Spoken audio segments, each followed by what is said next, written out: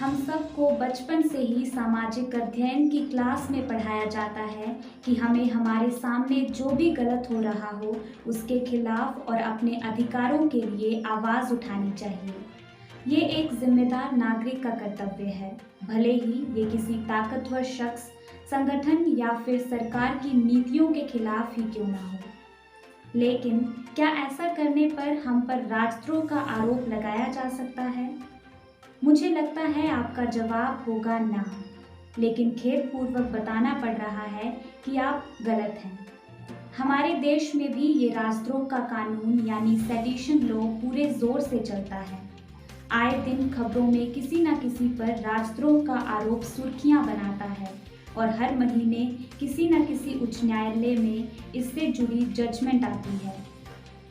आज हम आसान भाषा में जानने की कोशिश करेंगे कि देशद्रोह यानी सेडिशन लॉ का आखिर मतलब क्या है, कब से ये चला आ रहा है तथा क्यों ये डिबेट तथा कंट्रोवर्सी का कारण बनता रहा है, और इन सब से संबंधित लगभग सब कुछ। उम्मीद है इस वीडियो में आपको बहुत कुछ सीखने को मिलेगा, इसलिए अंत तक हमारे साथ बने रहिए। देशद्रोह शब्द को समझने के लिए हमें थोड़ा इतिहास में झांकने की जरूरत है। जब हम ब्रिटिश शासन की एक कॉलोनी थे, उपनिवेश थे, तब से ये शब्द कानून में अपने मतलब के साथ शामिल हुआ था। देश के स्वतंत्रता सेनानियों द्वारा किए जा रहे विद्रोहों से अंग्रेज एक बात तो साफ तौर पर समझ चुके थे कि अगर भारत की धरती पर अपनी पकड़ बनाए रखनी है तो किसी ठोस कानून का सहारा लेना बेहद जरूरी है। इसी के चलते उन्होंने सेडिशन यानी देशद्रोह का कानून बनाया, जिसे उन्होंने अमूमन अपने इंटरेस्ट के लिए ही इस्तेमाल किया। जो भी सरकार के प्रति निरादर की भावना रखता था या लोगों को सरकार के खिलाफ विद्रोह करने के लिए आकर्षित करता था, उसे ब्रिटिश काल में गिरफ्तार करके निर्मम दंड दिया जाता था। आईपीसी यानी इंडियन पीनल कोड की सेक्शन 124 कैपिटल ए में इस कानून का उल्लेख मिलता है। इसमें लिखा गया है कि अगर कोई भी व्यक्ति बोलकर, लिखकर, इशारों के माध्यम से या फिर विजुअल्स दिखाकर लोगों को सरकार के खिलाफ नफरत या घृणा फैलाता है या फैलाने की कोशिश करता है तो उसे जेल व फाइन दोनों हो सकते हैं। यहाँ तक कि उसे पूरी उम्र जेल में बितानी पड़ सकती है, क्योंकि बेल यानी जमानत का भी प्रावधान इस कानून में नहीं है। जाहिर सी बात है कि ये एक बहुत कठोर कानून है। महात्मा गांधी, लोकमान्य तिलक समेत इतिहास की कई बड़ी हस्तियां इसके चलते जेल जा चुकी हैं। लेकिन आज़ादी के बाद क्या हुआ? आप सभी संविधान में दिए गए मौलिक अधिकारों यानी फंडामेंटल राइट से जरूर वाकिफ होंगे। जिम्मेदार, जागरूक नागरिक होने के नाते पता होना भी चाहिए। फिर भी थोड़ा सा संक्षिप्त में हम आपको बता देते हैं। संविधान के पार्ट 3 में मौलिक अधिकार सम्मिलित हैं। इन अधिकारों में एक महत्वपूर्ण अधिकार है freedom of speech and expression, यानी बोलने की, अपने विचारों की अभिव्यक्ति करने की स्वतंत्रता, जो कि आर्टिकल 19 देता है। भारत जैसे बड़े लोकतंत्र में इसकी बहुत अहम भूमिका है, क्योंकि लोकतंत्र में लोगों द्वारा सरकार चुनी जाती है, इसलिए वे लोगों के लिए जवाबदेह होते हैं। अगर सरकार कोई कानून बनाती है, कोई पॉलिसी बनाती है और जनता को यदि लगता है कि नहीं, ये सही नहीं है, इसमें बदलाव की ज़रूरत है, तो उन्हें सरकार को गलत ठहराने का, क्रिटिसाइज करने का पूरा अधिकार है। अब आप सोच रहे होंगे कि बोलने की आज़ादी का आखिर सेडिशन यानी देशद्रोह से क्या ताल्लुक? आपको बता दें कि इन दोनों का आपस में बहुत गहरा ताल्लुक है। जी हाँ, आप बिल्कुल सही सुन रहे हैं। अंग्रेजों ने इस कानून को बनाया ही इसलिए ताकि लोग उनकी शासन प्रणाली पर सवाल न उठा सकें।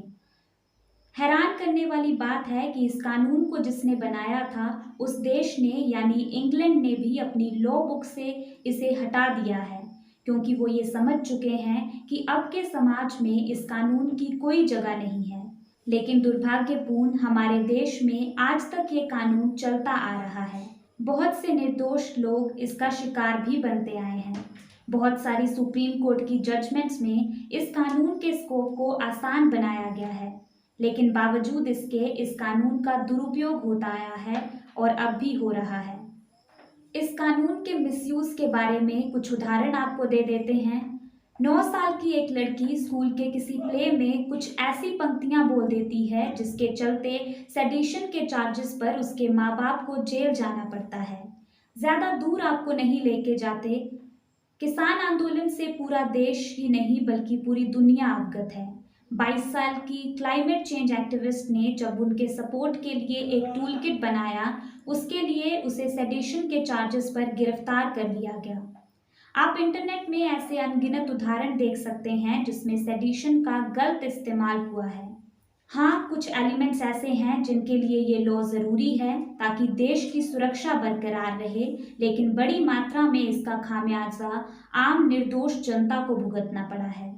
लोग अपने विचारों को खुलकर रखने से डरते हैं क्योंकि उन्हें डर है कि कहीं उनको इन चार्जेस पर गिरफ्तार ना कर लिया जाए।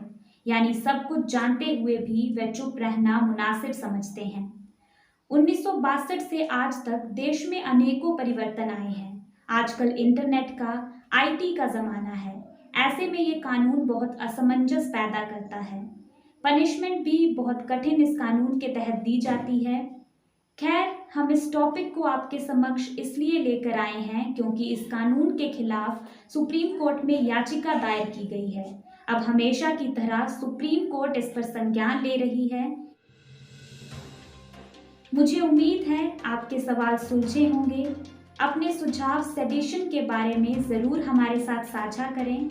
आपका महत्वपूर्ण फीडबैक हमारे लिए बहुत मायने रखता है।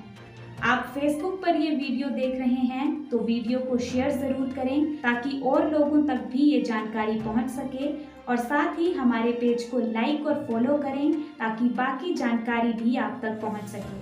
YouTube पर अगर आप देख रहे हैं तो YouTube चैनल को सब्सक्राइब ज़रूर कर लें और साथ ही बेल आइकन को प्रेस करना ना भूलें। कल किसी और टॉपिक को लेकर हाजिर होंगे आपके सामने और आपको बताएंगे उस टॉपिक के बारे में लगभग सब कुछ। धन्यवाद।